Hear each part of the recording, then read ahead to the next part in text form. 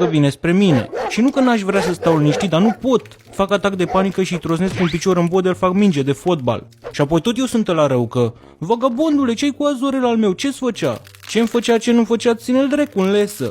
Bă, și nu doar că eu urăsc câinii, dar am impresia că și câinii mă urăsc pe mine. Pentru că uneori văd alte persoane care trec pe lângă un câine și ăla nici nu-i bagă în seamă. Și zic, bă, hai că-i de treabă câinele ăsta, n-are treabă cu lumea. Și apoi dau să trec pe lângă el și îl văd cum începe să latre și să sară la mine.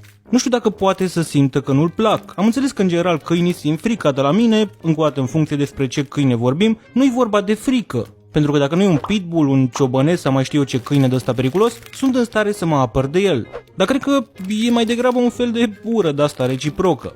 Și cred că toată chestia asta mea legată de câini a pornit din copilărie. Nu m-am mușcat niciodată un câine, dar am avut câteva altercații cu câini când eram copil. Spre exemplu, odată, nu mai știu exact cât aveam, 11-12 ani, voiam să mă duc într-un